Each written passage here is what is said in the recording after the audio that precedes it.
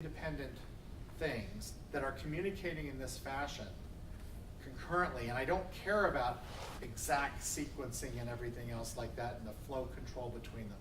It actually, because there's a lot of problems that are more easily written in that kind of a structure as concurrent processes, even if it's just on one machine.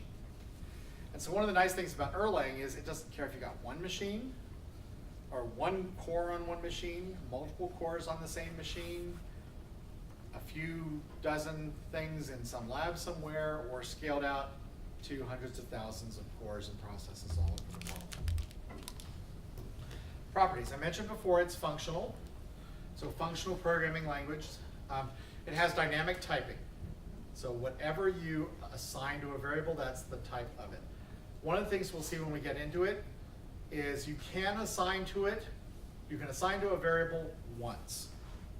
Okay? You can't mutate it after that. You'll notice, some of you might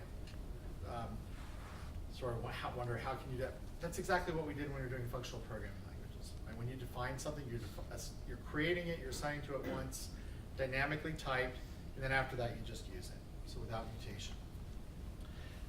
It's one of a class of what are called concurrency-oriented programming languages. And so with this, it uses, in general, COPLs will use asynchronous message passing. So it's message passing, no shared state or anything, but it's also asynchronous. I'm not going to send you a message and then automatically go into a wait state waiting for a reply. I might choose to, but you have to code it that way. Send the message, go into a wait state waiting for a reply. Otherwise, I just send you a message, I send you another message, and the flow is all asynchronous. There's not even acknowledgments sent back. It's like, I'm sending it off into the ether, and I hope the message there gets there. It's sometimes called a send and pray kind of a strategy. We'll talk about this as we get into it more. Which means you have to be robust if it doesn't get there. But think about this. If you're trying to do this on a large-scale distributed system, machines go down, network connections go down, all kinds of other things go down, and you want the system to still keep running. Lightweight processes, literally scaling up to hundreds of thousands, not quite the same as threads, but similar concepts. It has also all the good stuff that you're used to seeing already. Anonymous functions, list comprehension, map, fold, filter, all that stuff, and a rich set of data types, tuples, lists, binaries, and so on. So that's Erlang. Now, Erlang though, one other thing before that. Erlang's actually been used in a lot of programming, real-world programming things.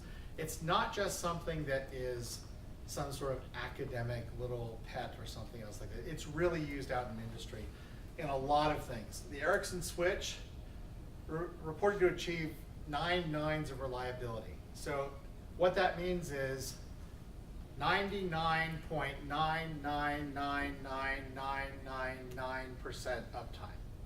Okay? That's really good. Also, a whole bunch of other things, including how many of you use WhatsApp? Well, guess what? You're already used to using Erlang. You just haven't used it directly. The developers of the tool you're using are using Erlang. It doesn't mean they're using Erlang on your phone or whatever you're running it on. It means they're running it on their servers and switches. A couple of things about Erlang. Actually, can I have somebody read this first quote from Joe Armstrong, the developer of Erlang? Anybody want to read it for us? Please. Virtually all language use shared state concurrency. This is very difficult and leads to terrible problems when you handle failure and scale up the system. Some pretty fast-moving startups in the financial world have latched onto Erlang. For example, the Swedish Creditor.se. Yeah. So remember, message passing message passing can scale where shared memory may not. And so a lot of, you talked about fast-moving startups that are actually using this. Could I have somebody read this quote from Ralph Johnson? Please. I do not believe that other languages can catch up with Erlang anytime soon.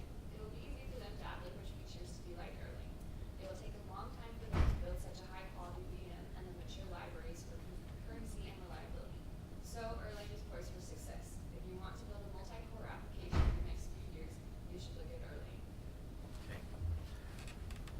this part about multi-core application. Even if you're not doing distributed processing, if you're doing multi-core applications, this is a good choice. How many of you would, well, let me just leave you with this. How many of these days would even think about buying a new computer that only had one core? Your phones have multiple cores. You can even buy watches now with more than one core. So we live in a multi-core concurrent programming world.